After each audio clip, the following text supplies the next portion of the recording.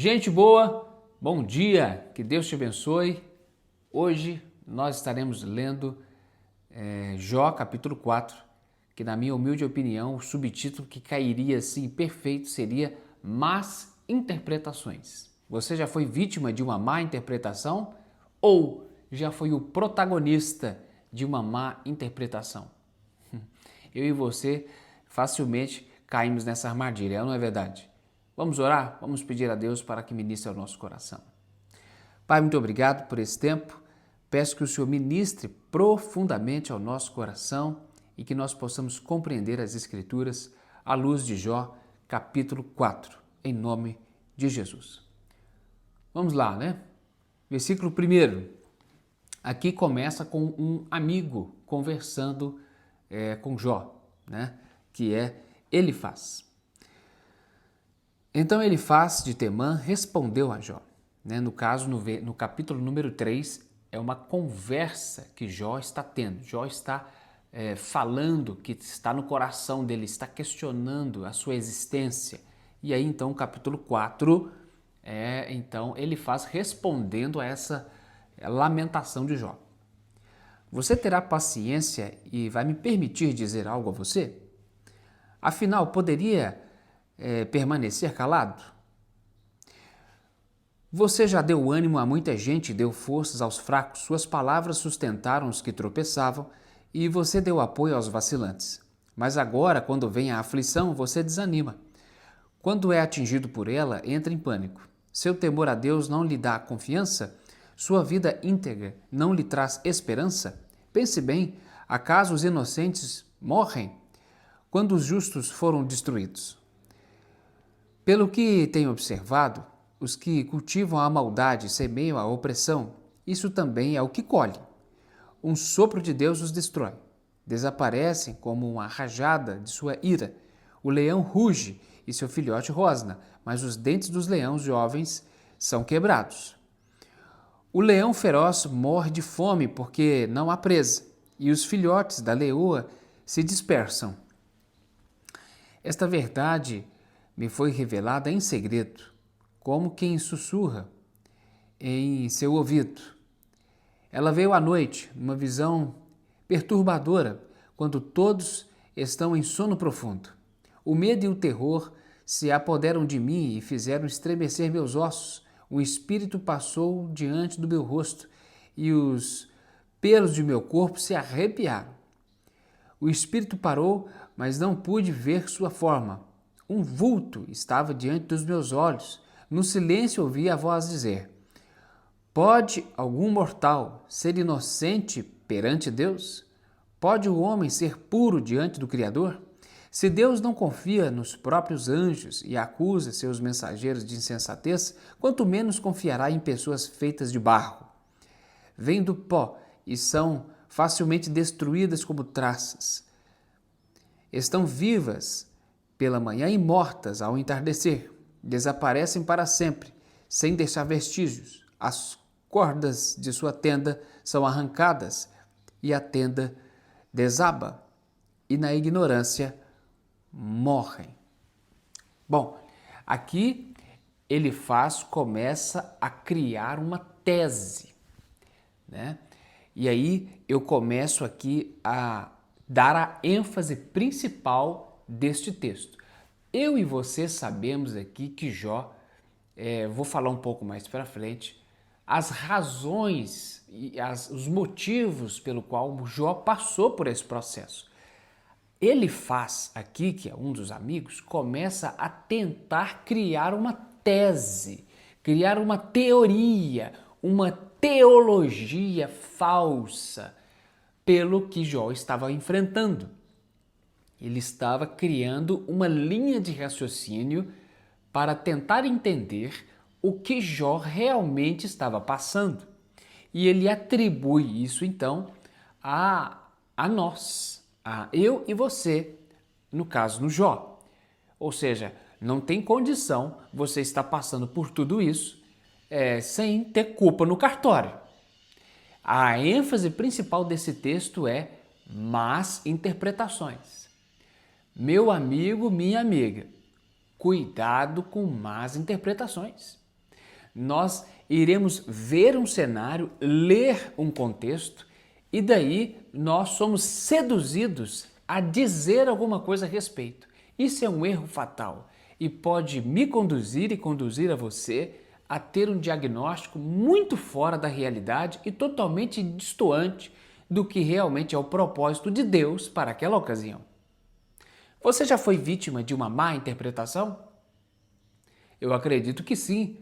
Como que você se sentiu? Eu acredito que foi muito ruim. Agora, você também faz más interpretações? O tempo todo tenta prever as coisas ou dar opiniões naquilo que não deveria? A ênfase do capítulo 4 é: não seja um Elifaz. Elifaz aqui, eu até vou pegar um gancho aqui, né? Ele faz errado. Ele faz errado aqui nessa situação, porque se eu pego o nome dele no português, dá até para juntar uma frase. Ele faz errado aqui, né? Então a primeira ênfase ou a ênfase aqui é cuidado com más interpretações. Venha comigo no versículo 2 e 3, que é o primeiro ponto, né? Você terá paciência e vai me permitir dizer algo? Afinal de contas, quem poderia permanecer calado? Você já deu ânimo a muita gente e deu forças aos fracos. Bom, querido, deixa eu te dizer uma coisa aqui muito importante, né? Isso é do ponto de vista tanto de quem está no processo da dor e quem não está. Você concorda comigo que a dor nos ensina a ouvir? A dor nos ensina a ouvir. E eu vou contar um caso pessoal meu aqui. Eu e minha esposa, na primeira gestação, nós tivemos um aborto espontâneo. Perdemos a primeira gestação, o primeiro filho. É uma dor tremenda, uma dor que eu não consigo lhe explicar, não consigo. É uma dor profunda, é uma dor incompreensível até. Pois bem, você concorda que se uma pessoa chegar para mim hoje e dizer que passou por algo parecido, você concorda que eu vou ter mais empatia com esta pessoa? Faz sentido isso para você? Então, o primeiro ponto que eu destaco dos versos 2 a 3 é: quando você for falar alguma coisa, tenha em vista a empatia, principalmente se você ainda não viveu o que a pessoa está vivendo.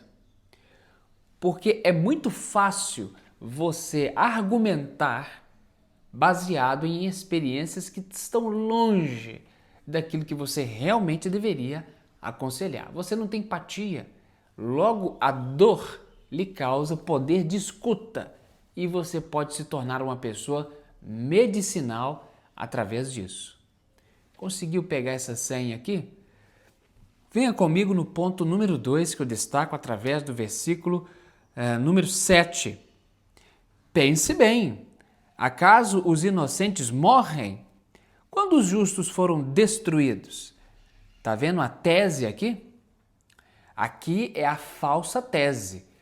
O ponto número 2 é quando eu coloco todo mundo no geral. Eu vou generalizar tudo.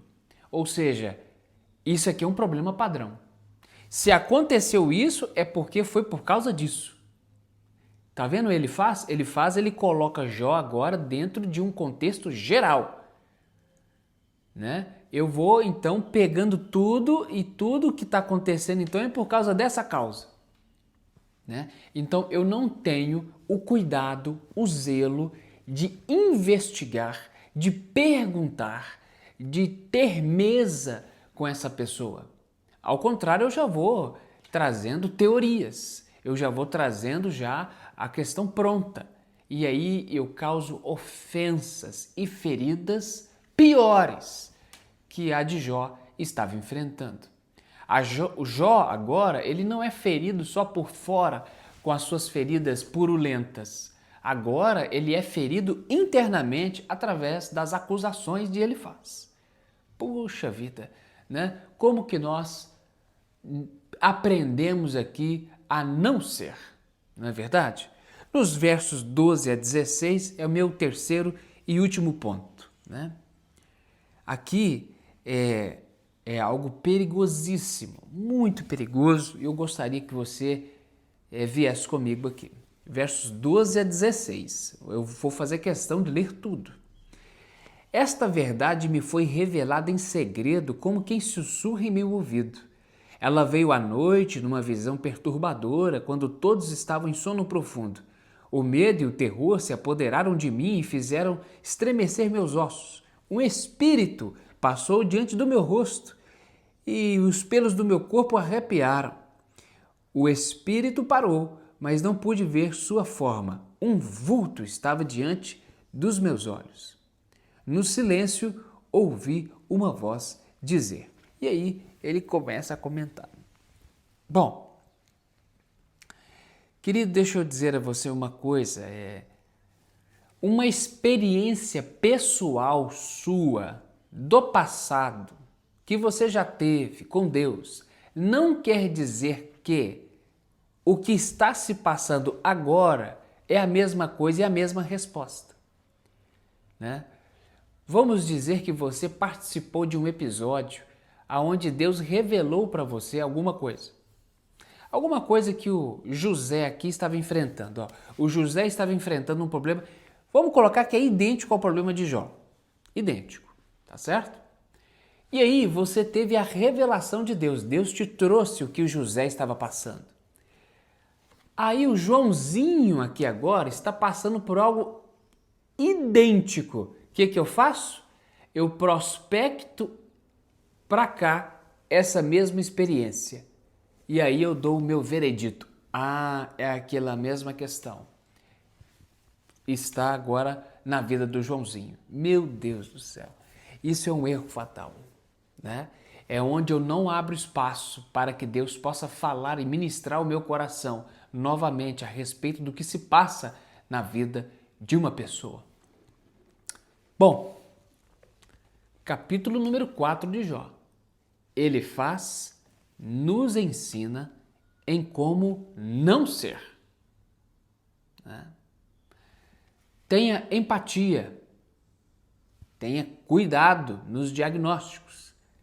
Número 3, tenha cuidado com experiências passadas te seduzirem a darem diagnósticos no presente. Querido, querida, que Deus lhe abençoe e eu gostaria de orar com você. Pai, muito obrigado por essa manhã tão prazerosa. Eu oro e peço para que tudo que foi dito aqui e comentado aqui produza graça e sabedoria em nosso coração. Que isso tudo não seja informação, mas que seja transformação. Em nome de Jesus. Amém. Amém, querido? Eu te espero no próximo Jó, capítulo 5. Que Deus lhe abençoe.